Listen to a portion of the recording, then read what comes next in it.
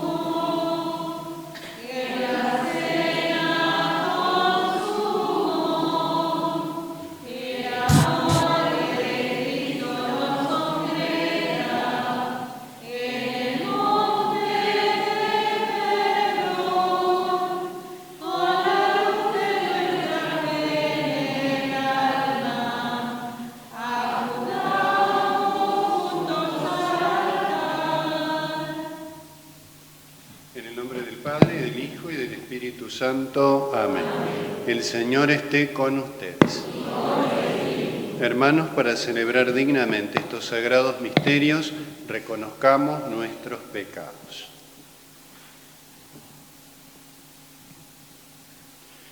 Por nuestra falta de fe, Señor, ten piedad. Señor, ten piedad. Por nuestra falta de esperanza, Cristo, ten piedad. Cristo, ten piedad. Por nuestra falta de caridad, Señor, ten piedad. Señor, ten piedad. Dios Todopoderoso, tenga misericordia de nosotros, perdone nuestros pecados y nos lleve a la vida eterna. Amén. Oremos. Te pedimos, Dios Todopoderoso, que nos concedas anunciar la victoria de Cristo resucitado, para que alcancemos en plenitud los bienes eternos, cuyo anticipo hemos recibido. Por nuestro Señor Jesucristo, tu Hijo, que vive y reina contigo en la unidad del Espíritu Santo y es Dios por los siglos de los siglos. Amén.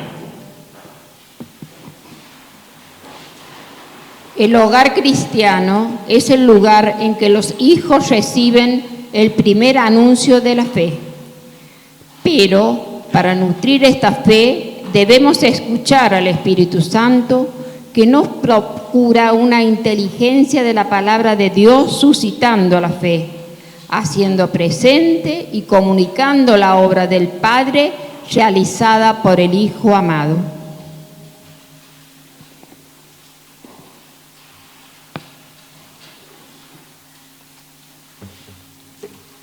Lectura de los Hechos de los Apóstoles.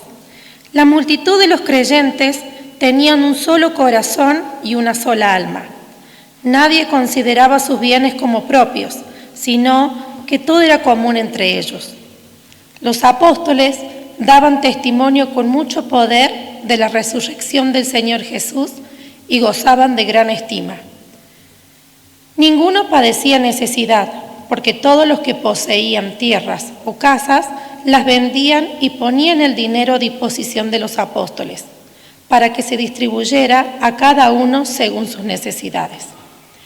Así José, llamado por los apóstoles Bernabé, que quiere decir hijo del consuelo, un levita nacido en Chipre, que poseía un campo, lo vendió y puso el dinero a disposición de los apóstoles. Palabra de Dios. Al salmo respondemos: reina el Señor vestido de majestad. Vestido de majestad. Reina el Señor vestido de majestad. El Señor se ha revestido, se ha ceñido de poder. Reina el Señor vestido de majestad.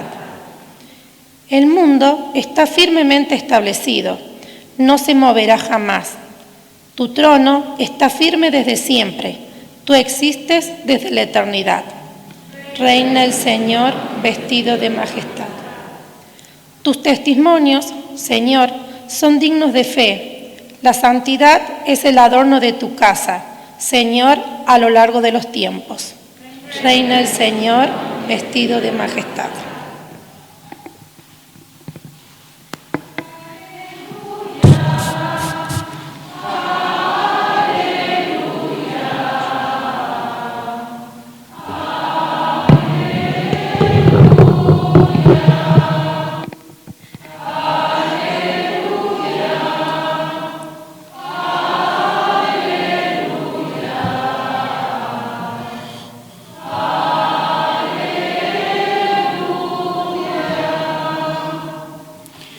El Señor esté con ustedes.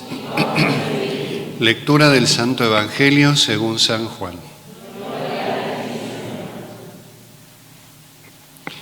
En aquel tiempo Jesús dijo a Nicodemo: tenéis que renacer de lo alto. El viento sopla donde quiere, tú oyes su voz, pero no sabes de dónde viene ni a dónde va. Lo mismo sucede con todo el que ha nacido del Espíritu. ¿Cómo es posible todo esto?, le volvió a preguntar Nicodemo.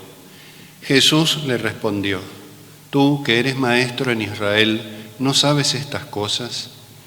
Te aseguro que nosotros hablamos de lo que sabemos y damos testimonio de lo que hemos visto, pero vosotros no aceptáis nuestro testimonio. Si no creéis cuando os hablo de las cosas de la tierra, ¿cómo creeréis cuando os hable de las cosas del cielo? Nadie ha subido al cielo sino el que descendió del cielo, el Hijo del Hombre que está en el cielo. De la misma manera que Moisés levantó en alto la serpiente en el desierto, también es necesario que el Hijo del Hombre sea levantado en alto, para que todos los que creen en él tengan vida eterna. Palabra del Señor. Podemos tomar asiento. Nuevamente bajo el amparo, la protección y el influjo de la Divina Misericordia, con la cual comenzamos esta novena, expresada esa Divina Misericordia en nuestro Señor, que padeció, que murió, que resucitó por nosotros. Vamos a continuar recorriendo diversos aspectos, distintas dimensiones que tienen que ver con la manera en la cual la misericordia de Dios perdura hasta el fin de los tiempos. Evidentemente, el Señor ejerce su misericordia de maneras muy distintas, en lo secreto, en lo oculto, en lo profundo de los corazones, y también de maneras objetivas, visibles, patentes, muy claras, como son, por ejemplo, los sacramentos, y en particular el sacramento por excelencia, que es la Sagrada Eucaristía. Y por eso veníamos diciendo cómo la Santa Misa es esa expresión constante y renovada de la misericordia de Dios. Una misericordia que es ofrecida a cada uno de nosotros.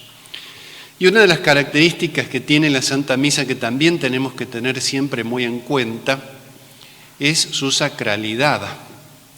La Santa Misa es un momento especialmente sagrado, distinto a todo otro momento. Ya esto aparece con toda claridad, incluso en el Antiguo Testamento.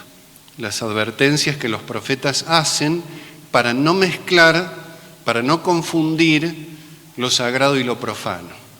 Y no porque lo profano sea algo malo, sino porque lo sagrado es distinto y hay que distinguir los ámbitos.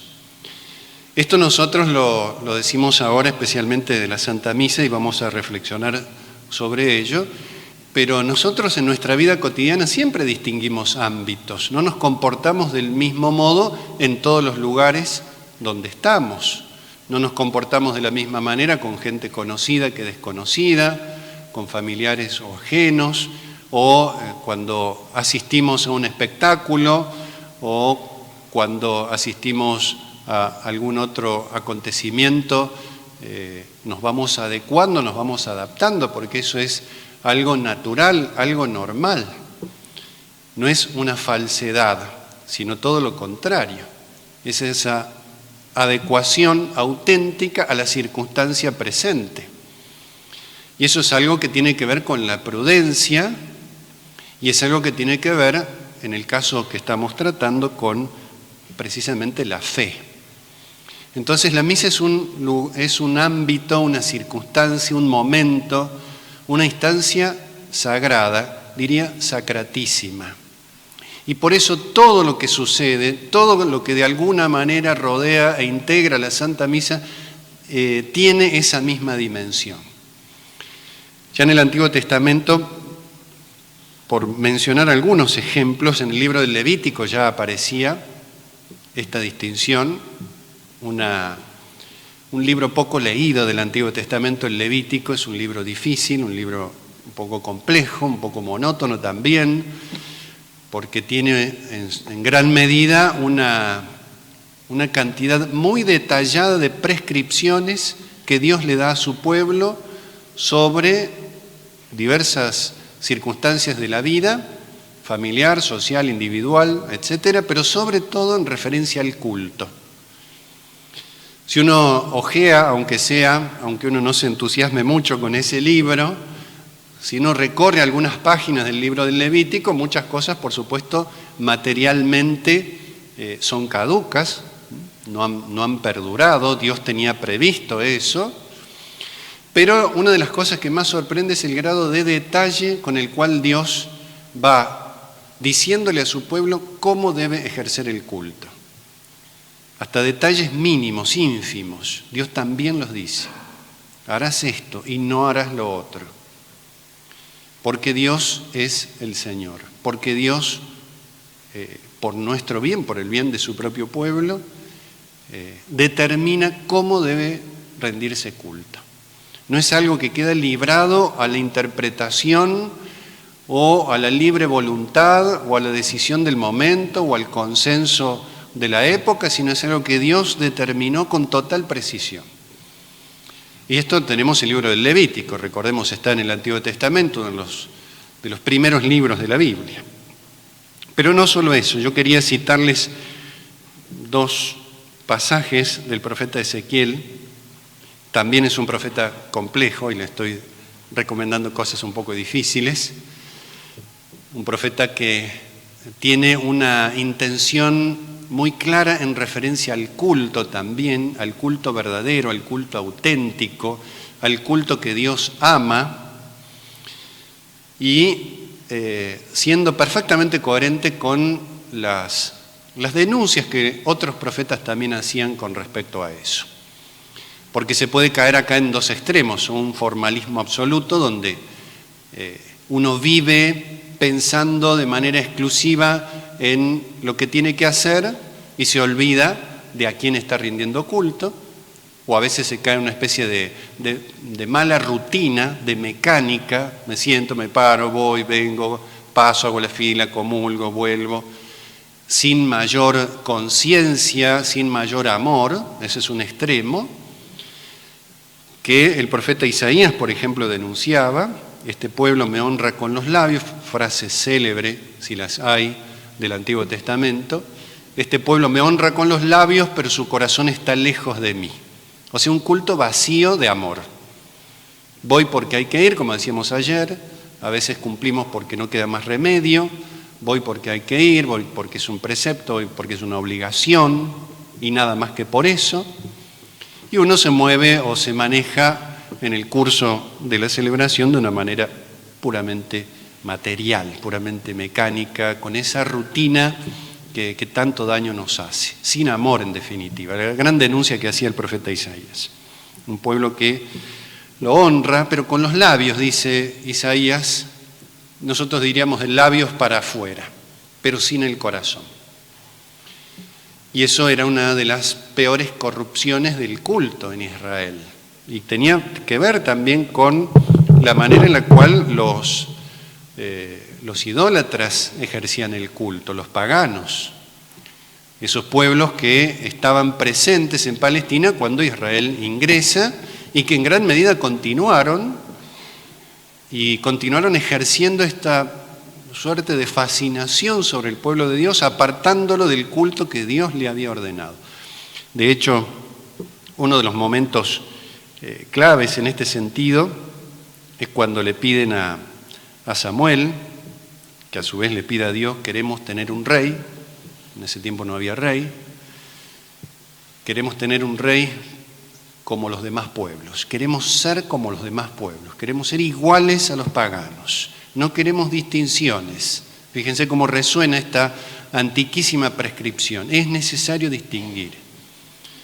No es lo mismo alguien que recibió el bautismo que alguien que no lo recibió. No es lo mismo alguien que vive en gracia de Dios que alguien que no.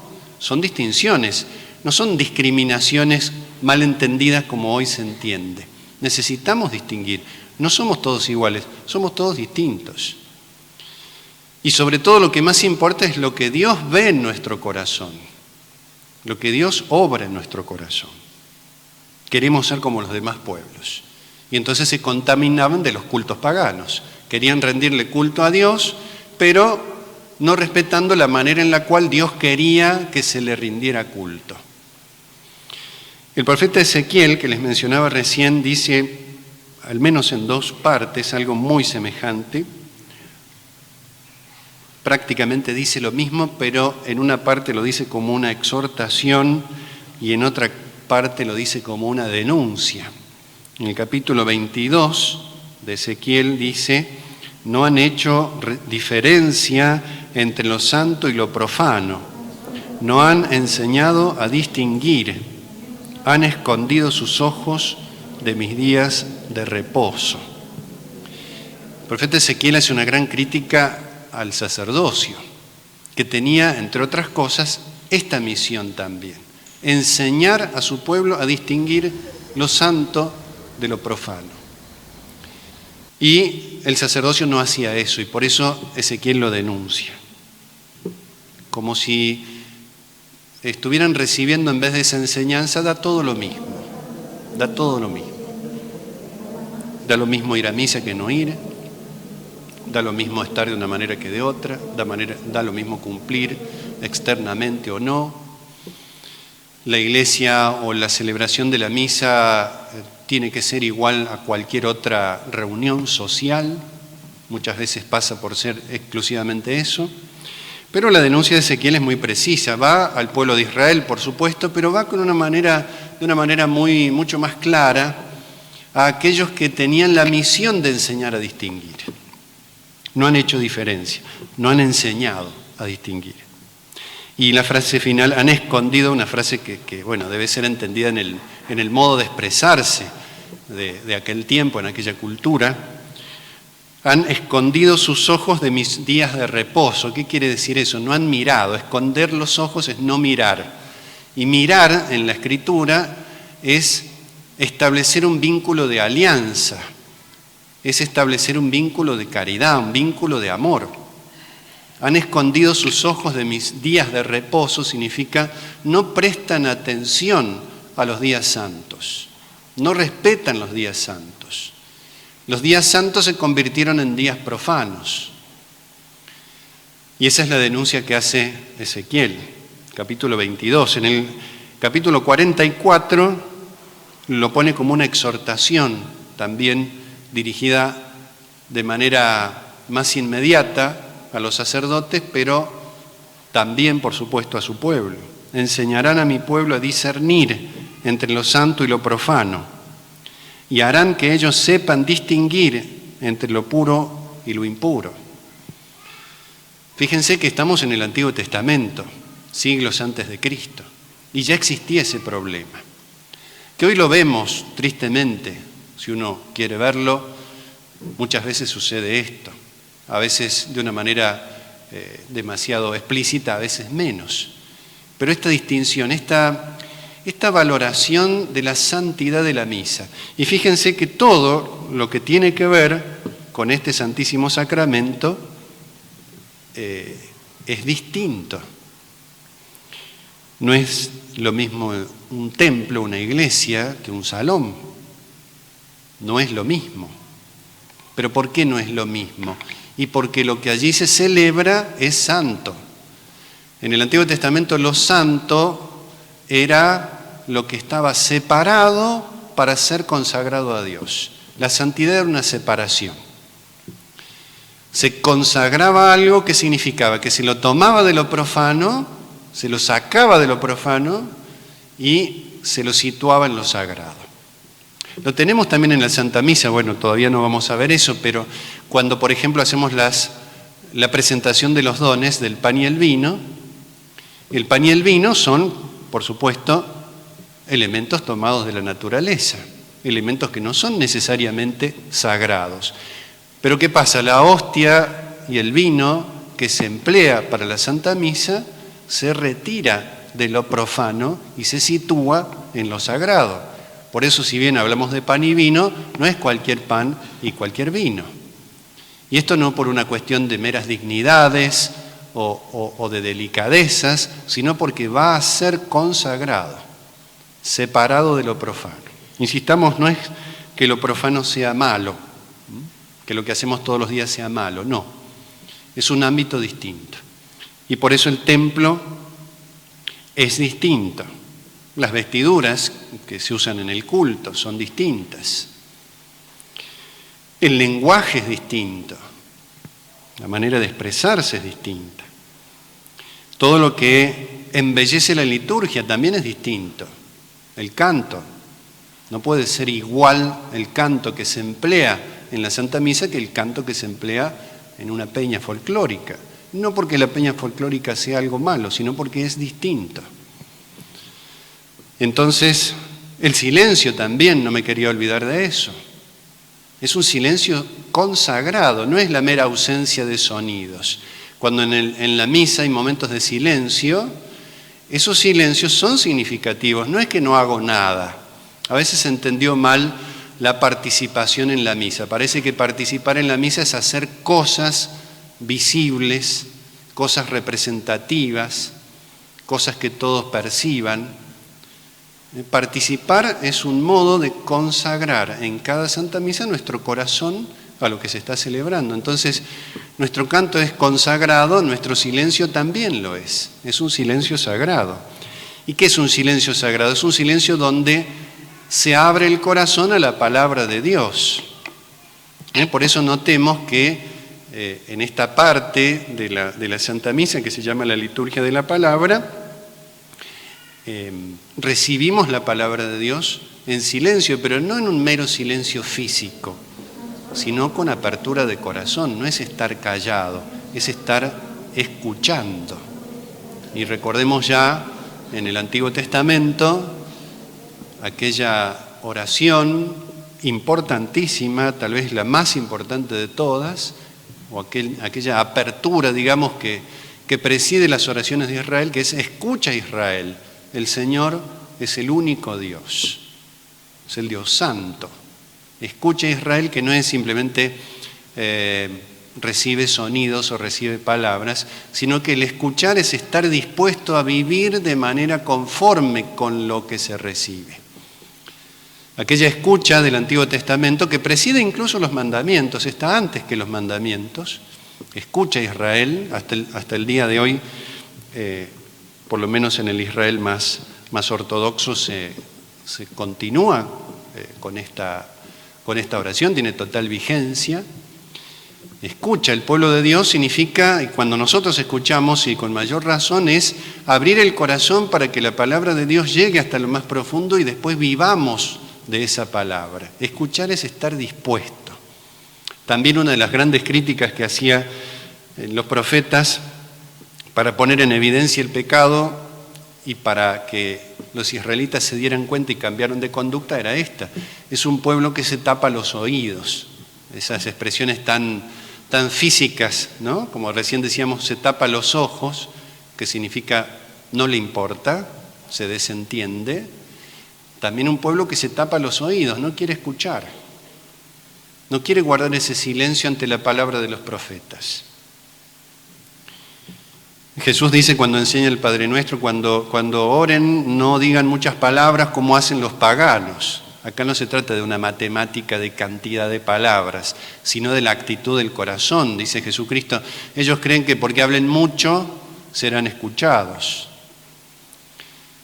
A veces, siempre nuestra oración tiene que ser más un escuchar que un decir. más un dejar que Dios diga.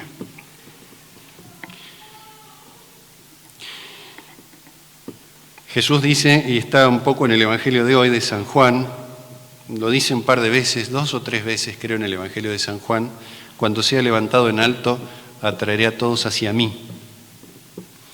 En referencia a su pasión, porque esto es la Santa Misa, es participar de su pasión, de una manera del todo particular, pero es el mismo acto. Y a veces las objeciones o las actitudes que podemos tener con respecto a este aspecto sagrado de la Santa Misa, centrado en Dios, en el Dios Santo, en el Dios único, es quedarnos en la superficie, decir, bueno, esta misa, no voy a misa porque, como decíamos ayer, y porque es aburrida. O sí voy porque es divertida, porque es atractiva, porque es atrayente, porque el sacerdote es divertido, y si no es aburrido, porque tiene buen carácter o mal carácter. Me anoté varias cosas acá, ¿no? Porque me siento bien, voy, si no me siento bien, no voy. Es verdad, somos todos distintos, gracias a Dios somos todos distintos. Pero a mí me impacta mucho esta frase de Cristo, que nos vuelve a traer a la realidad. Lo que pasa en la misa es lo central. Cuando en la liturgia, porque todo esto está representado en la liturgia, no siempre lo vemos. Cuando el sacerdote eleva la hostia consagrada, ¿por qué la eleva? ¿Por qué no la deja simplemente en la patena sobre el altar? Porque hace esto. Cuando sea levantado en alto, atraeré a todos hacia mí. Es decir, lo que atrae es el amor que está como fundamento de la pasión, muerte y resurrección de Cristo. Es muy notable que los evangelios, cuando nos narran la pasión, lo hemos escuchado hace muy poquito, nos dicen sus amigos miraban desde lejos.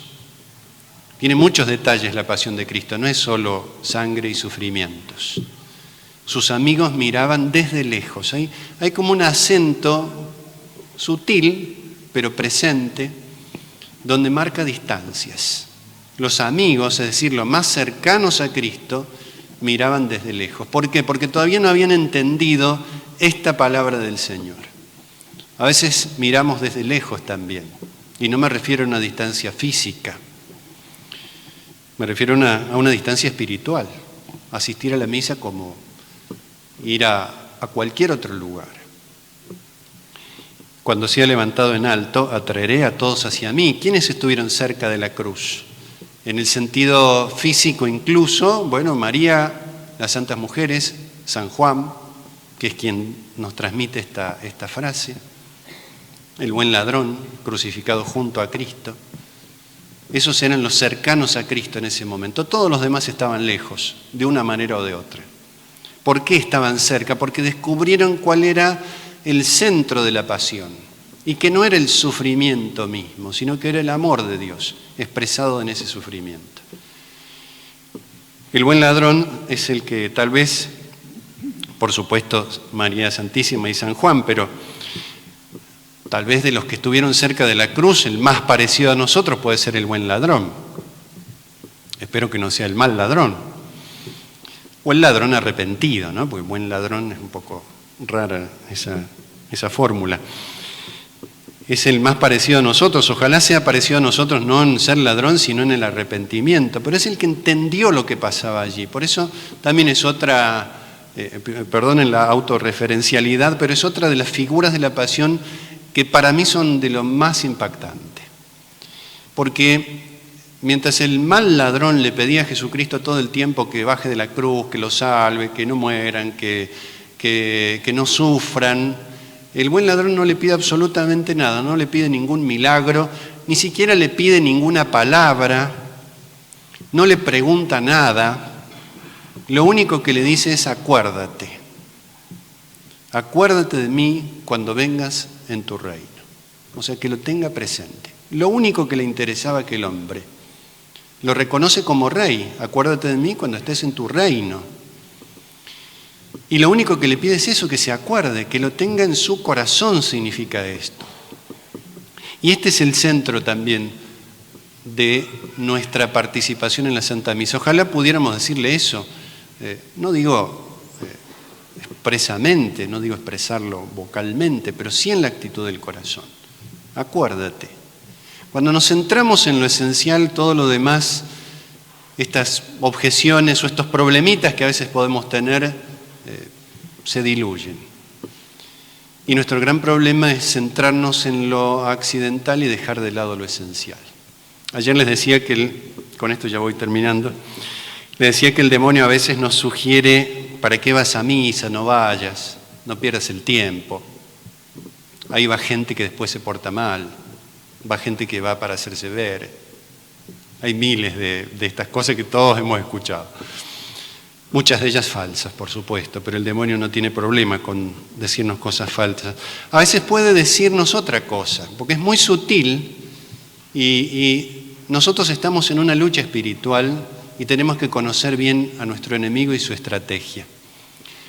Puede que a veces no nos diga que no vayamos, puede que a veces nos sugiera: sí, anda a misa, pero quédate a pensar en la misa, en qué vas a comer después, en cómo vas a pagar tus deudas, en cómo andará tu salud, en el padre se está haciendo muy largo, ya la homilía, puede ser que vaya cortando, ¿no? O es muy breve, podría hablar un poquito más, ¿no? Tengo millones de estas, pero no quiero hacer ningún tipo de referencias, pero nos distrae. Y entonces nos sugiere que vayamos a misa, pero que participemos mal. A veces el demonio no quiere apartarnos de nuestra condición de cristiana. A veces tal vez no quiere que seamos ateos, renegados, lejanos, apartados de la iglesia. A veces prefiere que seamos cristianos, pero malos cristianos. Cristianos que participamos de la misa, pero no como debemos participar. Eso también le viene bien al demonio, que nos quiere apartar de Dios. Pensemos entonces y roguémosle a Dios, a nuestro querido Señor de Renca, que la misericordia, que su misericordia se exprese también de esta manera, haciéndonos percibir lo esencial, lo central. Estas palabras, por ejemplo: cuando sea levantado en alto, atraeré a todos hacia mí. Descubrir el amor que está presente y actuante en cada Santa Misa. Y entonces todo lo demás se ordena, todo lo demás se entiende, todo lo demás cobra sentido. Ya no es un mero juntarnos para compartir cómo nos va en la vida, sino que es estar a los pies de Cristo para recibir esa sangre salvadora. Pidámosle al Señor entonces que nos conceda esa gracia, hoy especialmente por todas las familias, especialmente las familias cristianas y aquellas familias que tal vez atraviesan por mayores dificultades en el orden de la fe o en otros órdenes. Pidámosle también al Señor que su misericordia se derrame profundamente en los corazones de nuestras familias. Que así sea.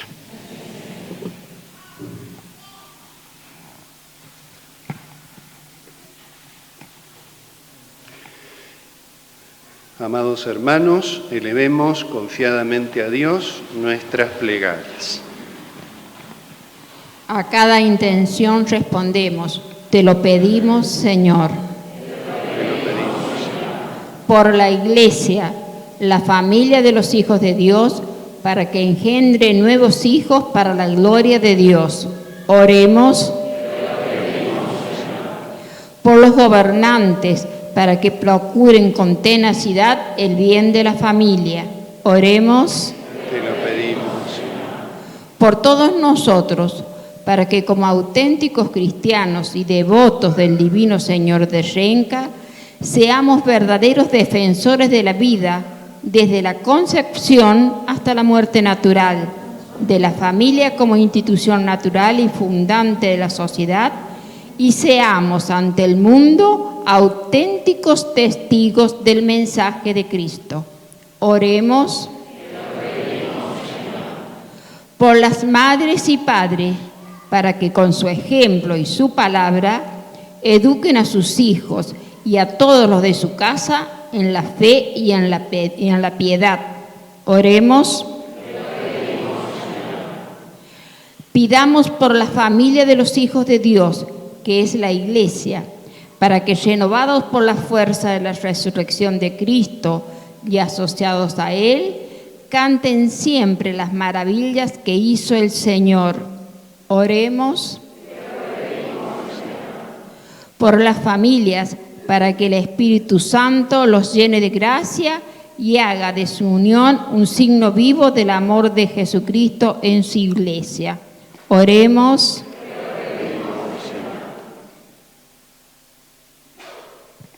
Atiende, Señor, las súplicas de tu pueblo, para que obtenga por la pasión de tu Hijo lo que no se atreve a pedir por sus propios méritos. Por Jesucristo nuestro Señor. Amén. La familia cristiana está llamada a participar en la oración y el sacrificio de Cristo. Ofrezcámosle junto con el pan y el vino para unirnos a la ofrenda del cuerpo del Señor. Así nuestra vida se convertirá en un sacrificio espiritual agradable a Dios por Jesucristo.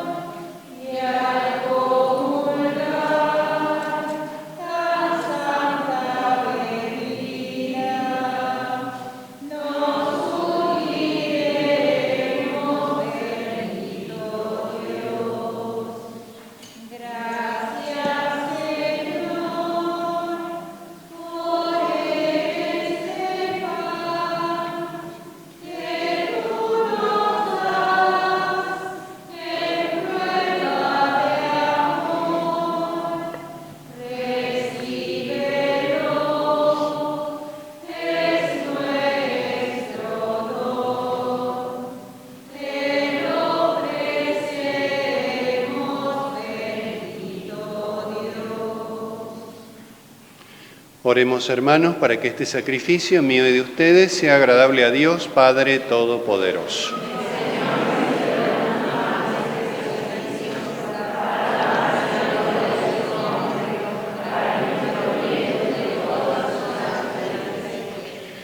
Señor Dios, por estos misterios pascuales, concédenos ser constantes en la acción de gracias, para que la continua eficacia de tu obra redentora sea fuente de inagotable alegría.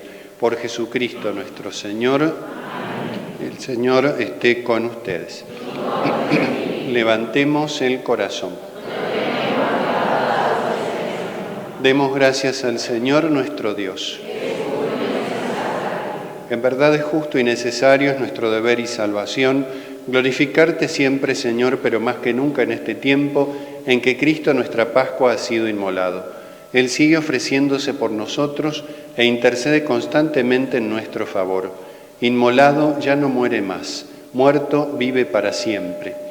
Por eso, con esta efusión del gozo pascual, el mundo entero está llamado a la alegría, con los ángeles y los arcángeles que cantan un himno a tu gloria, diciendo sin cesar.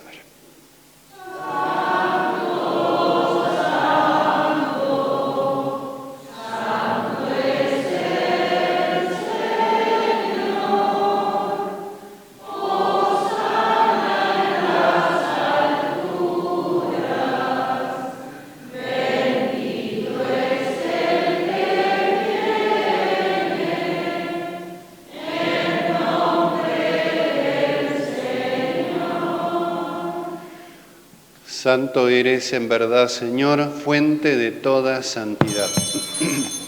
Por eso te pedimos que santifiques estos dones con la efusión de tu Espíritu, de manera que se conviertan para nosotros en el cuerpo y la sangre de Jesucristo nuestro Señor. Él mismo, cuando iba a ser entregado a su pasión voluntariamente aceptada, tomó pan, dándote gracias, lo partió y lo dio a sus discípulos, diciendo: tomen y coman todos de él, porque esto es mi cuerpo que será entregado por ustedes.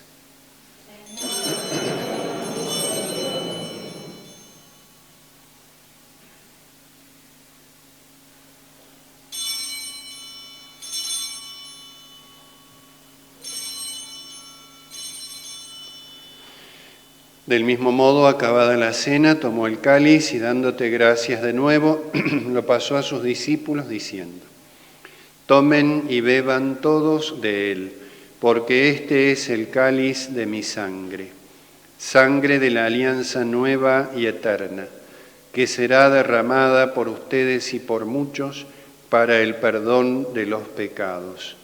Hagan esto en conmemoración mía.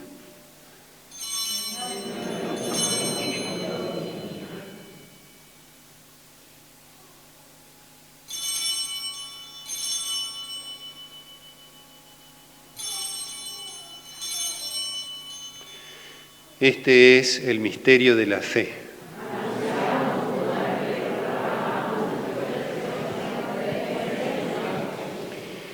Así, Padre, al celebrar ahora el memorial de la muerte y resurrección de tu Hijo, te ofrecemos el pan de vida y el cáliz de salvación, y te damos gracias porque nos haces dignos de servirte en tu presencia. Te pedimos humildemente que el Espíritu Santo congregue en la unidad a cuantos participamos del cuerpo y la sangre de Cristo. Acuérdate, Señor, de tu Iglesia extendida por toda la tierra, con el Papa Francisco, nuestro obispo Gabriel, y todos los pastores que cuidan de tu pueblo, llévala a su perfección por la caridad. Acuérdate también de nuestros hermanos que se durmieron en la esperanza de la resurrección y de todos los que han muerto en tu misericordia. Admítelos a contemplar la luz de tu rostro.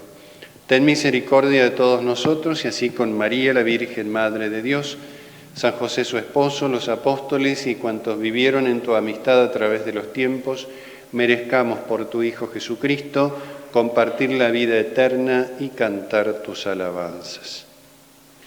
Por Cristo, con Él y en Él, a ti Dios Padre omnipotente, en la unidad del Espíritu Santo, todo honor y toda gloria por los siglos de los siglos. Fieles a los preceptos del Salvador, digamos la oración que Jesús nos enseñó. Padre nuestro, que estás en el cielo, santificado sea tu nombre. Venga a nosotros tu reino. Hágase tu voluntad en la tierra como en el cielo. Danos hoy nuestro pan de cada día.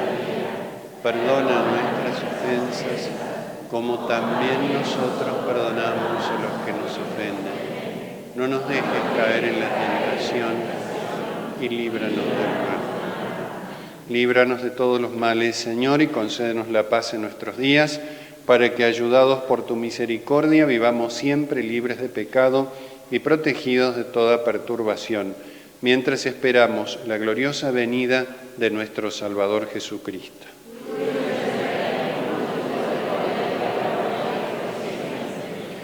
Señor Jesucristo, que dijiste a tus apóstoles, la paz les dejo, mi paz les doy, no tengas en cuenta nuestros pecados, sino la fe de tu Iglesia, y conforme a tu palabra concédele la paz y la unidad.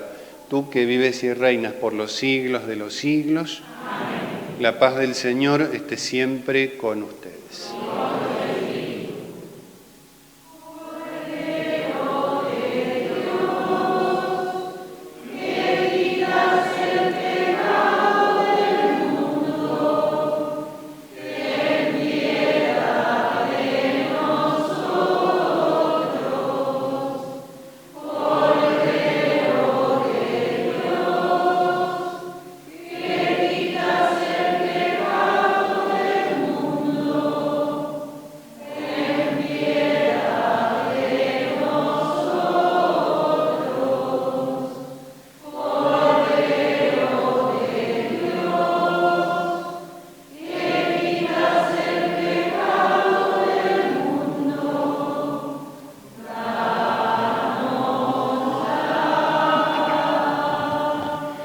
Este es el Cordero de Dios que quita el pecado del mundo. Dichosos los invitados a la cena del Señor. No soy digno de que entres en mi casa.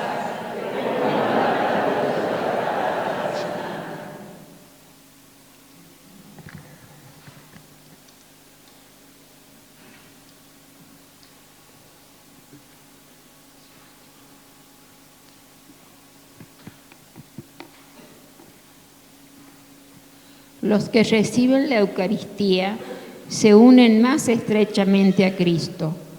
Por ellos mismos, Cristo los une a todos los fieles en un solo cuerpo, la Iglesia. Por esto la Eucaristía es por excelencia el sacramento de la familia cristiana, ya que cada comunión renueva, fortifica y profundiza esta incorporación a la Iglesia realizada ya por el bautismo. Recordemos las condiciones para recibir la Sagrada Comunión. Estar en gracia de Dios, es decir, no tener conciencia de pecado mortal. Guardar el ayuno eucarístico 1 hora antes de comulgar. Saber a quienes vamos a recibirlo dignamente en nuestra postura y vestimenta. Si no podemos hacerlo sacramentalmente, digamos interiormente: Señor, creo que estás realmente presente en el sacramento del altar. Espero en ti y te amo. Concédeme la gracia de recibirte espiritualmente, y como si ya te hubieras recibido, me uno estrechamente a ti, Señor mío y Dios mío.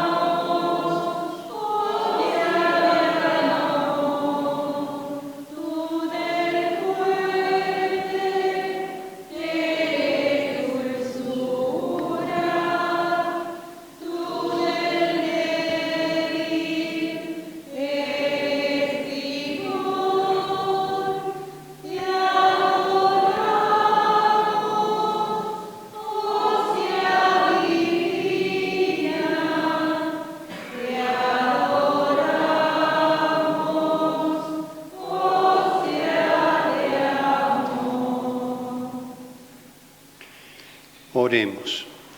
Señor y Dios nuestro, escucha nuestras oraciones para que la participación en los sacramentos de nuestra redención nos ayude en la vida presente y nos alcance las alegrías eternas.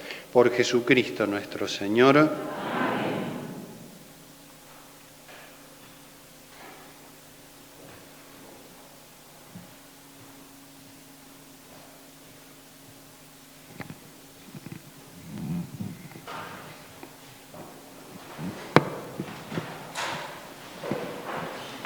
Hacemos entonces la oración inicial para todos los días. Oh bondadosísimo Señor crucificado de Renca, Maestro y Salvador nuestro, que has elegido este santuario de Renca para obrar tantos milagros y maravillas en favor de los que te invocamos con fe y fervor. Concédenos la gracia de que te conozcamos, amemos y sirvamos como tú mereces, y de que en este conocimiento, amor y servicio divinos aprendamos a conocernos, a amarnos y a servirnos los unos a los otros como tú nos has enseñado, para ser dignos y verdaderos discípulos tuyos. Amén. Meditación para este día, la mortificación. Para alcanzar la salvación debe ejercitarse en las virtudes de la mortificación que sujetan las pasiones. Si quieres vivir como hombre racional, pon siempre tu mira no en lo que agrada, sino en lo que es razonable.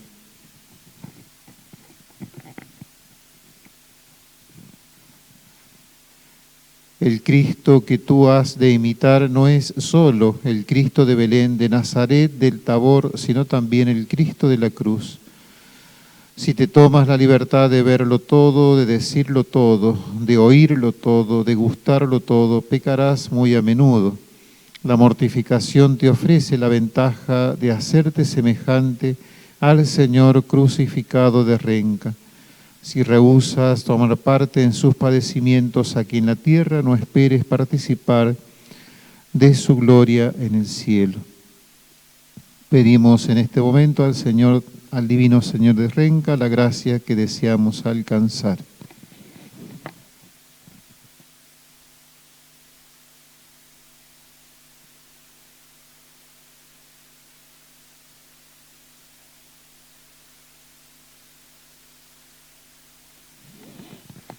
Padre nuestro que estás en el cielo, santificado sea tu nombre. Venga a nosotros tu reino, hágase tu voluntad en la tierra como en el cielo.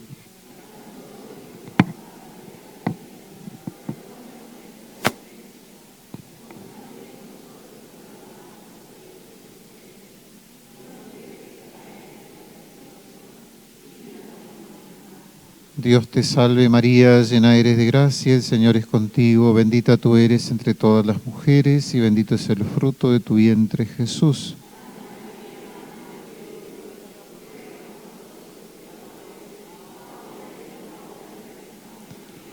Gloria al Padre y al Hijo y al Espíritu Santo.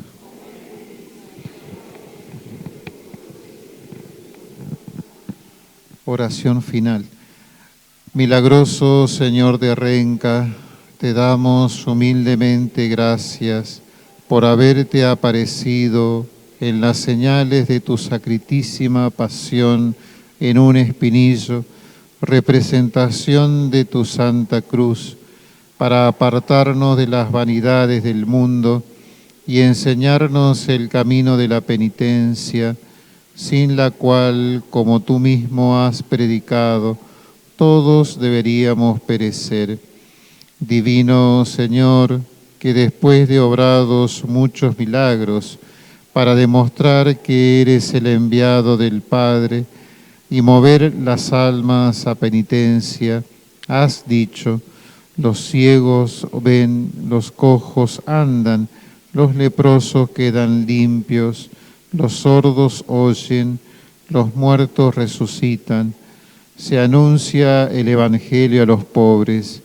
Concédenos a nosotros devotos la gracia de que se abran los ojos y oídos de nuestro espíritu, se purifique y recobre el movimiento nuestro corazón, renazca a nueva vida nuestra alma, y en medio de nuestra pobreza se nos anuncie tu Evangelio, mensaje de nuestra salud. Amén. Divino Señor de Renca, Divino Señor de Renca, Divino Señor de Renca.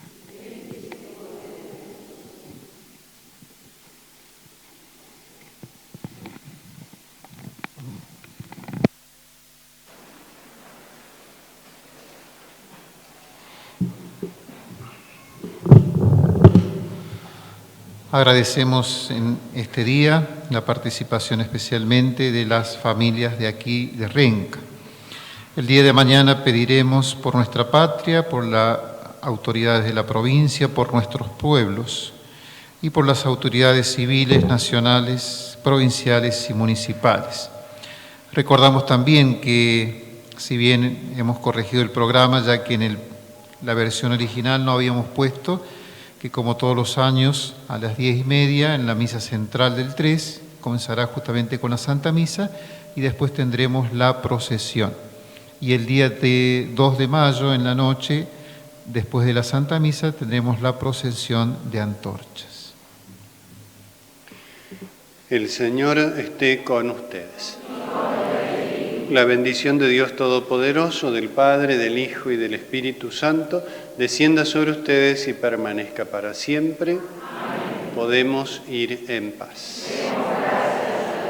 San Miguel Arcángel, defiéndenos en la batalla. Sé nuestro amparo contra la perversidad y las acechanzas del demonio. Reprímale Dios, pedimos suplicantes.